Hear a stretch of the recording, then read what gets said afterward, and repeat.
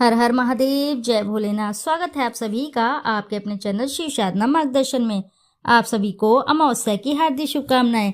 अमावस्या के दिन आपको अमावस्या के आसान उपाय दीपक और जल दान से पितृ प्रसन्न होकर आपको देते हैं मनोवांछित फल का वरदान। और अमावस्या के दिन ऐसे कौन से उपाय हैं आपको करने हैं जो आपके जीवन में आपको लगता है कि पितृदोष से आपके जीवन में किसी भी प्रकार से सफलता नहीं मिल रही है, हर क्षेत्र में आपको नाकामयाबी झेलनी पड़ रही है, तो ऐसे में अमावस्या के दिन आपको वे कौन से अचूक उपाय हैं जो करने हैं जिससे पितृ प्रसन्न होकर आपके सभी कार्य बनते चले जाएं।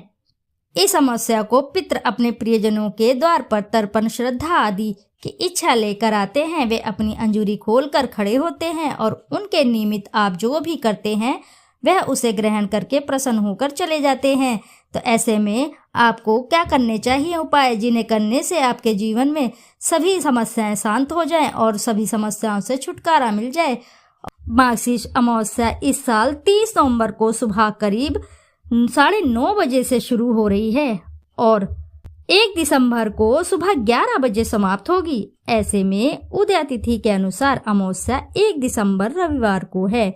पंचांग भेद के कारण 2 दिन अमावस्या मनाई जा रही है। इस दिन पितरों के लिए धूप ध्यान करने के साथ ही शनिदेव के लिए भी विशेष धर्म कर्म किए जाते हैं, तो कुंडली के शनि दोषों का असर कम हो जाता है।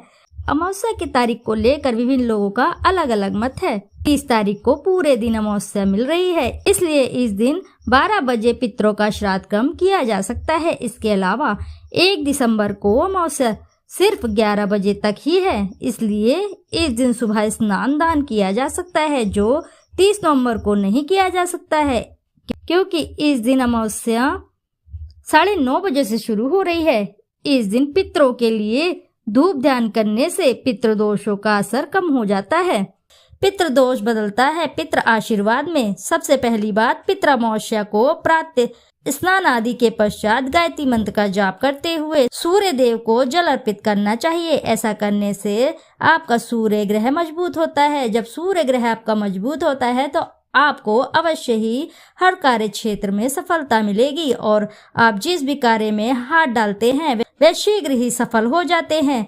इस प्रकार का उपाय आपको जरूर करना है। इसके पश्चात घर में श्राद्ध के लिए बनाए गए भोजन से पंचबली अर्थात गाय, कुत्ते, कौवे, देव एवं चूटियों के लिए भोजन का अंश निकालकर उन्हें अवश्य देना चाहिए।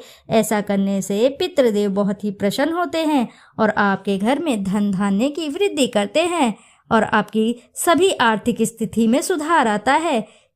और इसी के साथ है अगला अमावस्या वाले दिन प्रातः पीपल के वृक्ष के नीचे पितरों के निमित्त अपने घर का बना मिष्ठान और शुद्ध पीने के जल की मटकी रखकर धूप दीपक जलाना चाहिए। ऐसा करने से पितृदेव प्रसन्न होकर आपको मनोवांछित वरदान देते हैं। आपका हर मनोकामनाएं शीघ्र ही पूर्ण होती चली जाती है।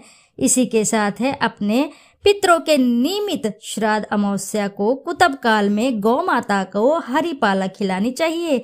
ऐसा करने से 33 कोटि देवी देवताओं का आशीर्वाद आपको प्राप्त होता है। दोस्तों, माना जाता है कि गाय में 33 कोटि देवी देवता विराजमान होते हैं, इसलिए आपको गौ माता को इस तरह का उपाय जरूर करना चाहिए।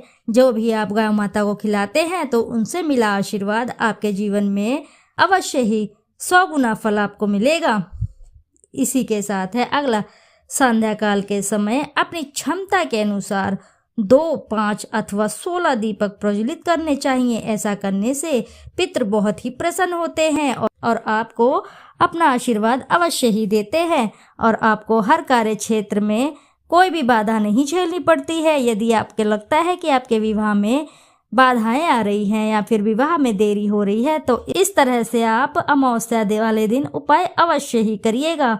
आपकी समस्त समस्याओं का नाश हो जाता है। इसी के साथ ही सर्पित अमावस्या में पीपल के पेड़ में जल चढ़ाना चाहिए, क्योंकि पीपल में पितरों का वास माना जाता है। इस दिन नदी या किसी जलाशय पर जाकर काले तिल के साथ पितरों को जल अर्पित करने से घर में हमेशा खुशहाली और शांति आती है।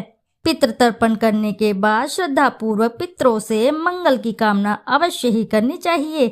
आपका हमेशा ही मंगल होता रहेगा। इस प्रकार आपको अवश्य उनसे विनती और प्रार्थना करनी चाहिए। इस दिन किसी भी मंदिर व अथवा में ब्राह्मण को अमान्य दान और गरीब को जरूरतमंद को भोजन करवाना चाहिए तथा अपने सामर्थ्य अनुसार दान दक्षिणा देनी चाहिए।